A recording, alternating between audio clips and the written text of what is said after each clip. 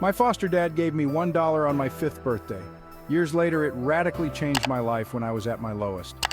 Cliches about small things having big impacts usually roll off your ears, right? But for me, a single birthday gift, a dollar bill no less, became the unlikely lifeline that transformed my life as a homeless kid. This is the story of how that crumpled dollar bill carried me through the toughest times and steered me on a path to success I never dared to dream of. My 5th birthday was a turning point in my life, though not in the way most birthdays are. That was the day my biological parents showed up out of nowhere.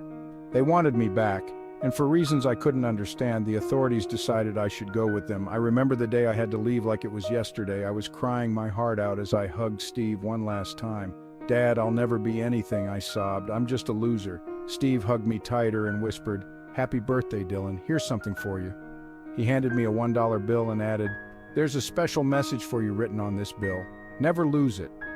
At the time, I couldn't read or write, so I didn't pay much attention to those words. I just shoved the bill into my pocket and held on to Steve, not wanting to let go. Leaving my foster family was the hardest thing I had ever done. My biological parents took me to Europe, where we lived together, but it didn't take long for their true colors to show. They weren't doing well financially or emotionally, and 2 years later they abandoned me in a park. I was 7 years old then, alone and scared. I remember sitting on a park bench, clutching the dollar bill Steve had given me. It was the only piece of my past that I had left. That day, I made a promise to myself. No more orphanages and no more foster families, Dylan. You're going to make it on your own. And so, for the next 9 years, I lived on the streets, begging for money and doing odd jobs to get by. Life was tough, and many nights I went to bed hungry. I learned to be resourceful and always kept that dollar bill close to me. It was a reminder of better times and the love I once knew. One day, I met a homeless man named Jacob. He was older, with a kind face and a worn-out look. We struck up a friendship, and he took me under his wing. "Hey, kid," Jacob said one evening as we sat under a streetlight. "Got something for you." He pulled out an old tattered book he had found in the trash. "We're going to learn to read and write." Every evening we'd sit together with that book. Jacob would patiently point at the words and say, "Dylan, you've got to learn this. It's your way out of here." I soaked up everything he taught me, and slowly I started to read and write. It felt like a small spark of hope in an otherwise bleak existence. I never told Jacob about the dollar bill or the message written on it. It was my little secret, a connection to my past that I wasn't ready to share. Life on the streets was tough, but Jacob and I managed to find small joys in the little things. We shared stories about our past, laughed about the absurdity of life, and dreamed about a better future. "Jacob, do you think we'll ever get out of here?" I asked one night, staring up at the stars. Jacob smiled softly, his eyes filled with a mix of hope and reality. "Maybe, Dylan, but no matter what, we have to keep believing we can. That's what keeps us going." Over time, Jacob became the closest thing to family I had, and his friendship kept me going through the darkest times. His belief in me was unwavering, and it was that belief that fueled my determination to survive and succeed. One day, while lying under a bridge, I accidentally pulled out that same dollar bill my foster dad Steve had given me years ago. It was crumpled and faded, but the memory of Steve's comforting words came rushing back. I remembered there was supposed to be a message for me on it, so with trembling hands, I unfolded it. Here's what it said: "You are my son and always will be, no matter what. I always believed in you and always will. This dollar is lucky. With it you will succeed, but you have to believe in yourself." Those words hit me hard. They reignited a spark inside me that had long been smothered by years of hardship. I read the message over and over, letting Steve's belief in me sink in. Little did I know that this very message would radically change my life. From that day on, I was determined to turn my life around. I started working harder than ever, taking on any job I could find. Mornings were spent cleaning up at a local diner. In the afternoons, I helped an old man named Mr. Johnson with his garden, and in the evenings, I worked as a dishwasher at a small restaurant. I barely had time to rest, but I didn't care. I was on a mission.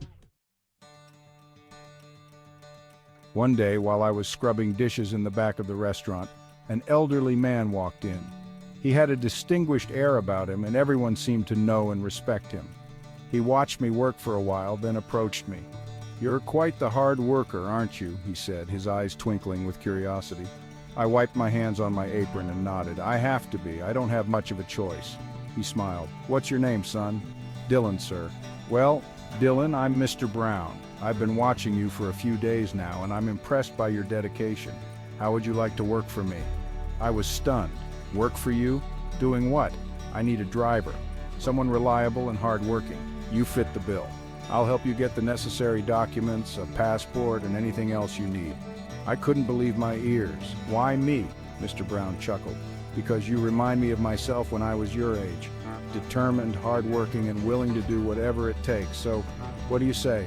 I didn't hesitate. "Yes, sir, I'd be honored." Working for Mr. Brown was the break I needed. He taught me everything he knew about business, and over the years he became like a mentor to me. He showed me the ropes, and I soaked up every bit of knowledge he shared.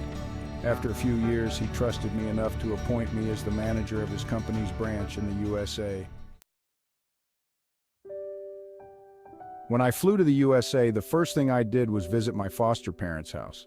They were older now, and when I knocked on the door, it took a moment for them to recognize me. But once I explained who I was, they hugged me in tears. Steve, my foster dad, looked at me with pride in his eyes. "Dylan, is it really you?" I nodded, tears streaming down my face. "It's me, Dad. I made it." I pulled out that same dollar bill which I had kept safe all these years and handed it to him. "It really works. This dollar is lucky." Steve smiled, a tear rolling down his cheek. "When you didn't know it was lucky, you were homeless. As soon as you knew it was lucky, you succeeded. Maybe it's not the dollar, but you?" I laughed through my tears and hugged him tight. "Maybe you're right, Dad," he chuckled. "Besides, I pulled it out of my wallet just 5 minutes before I handed it to you all those years ago. I was deciding between a $5 bill and a $1 bill. I chose the $1. We both laughed, holding each other close. It felt like coming home after a long, hard journey. I realized then that the true luck wasn't in the dollar bill, but in the love and belief Steve had always had in me. Reuniting with my foster family felt like a full-circle moment. Despite all the hardships, I made it through, thanks to the love and support of my foster parents and the lessons learned from friends like Jacob. Life had thrown many challenges my way, but with resilience, hard work, and a bit of luck, I had overcome them. And through it all, I learned that the most important thing was to believe in yourself, just as Steve had believed in me.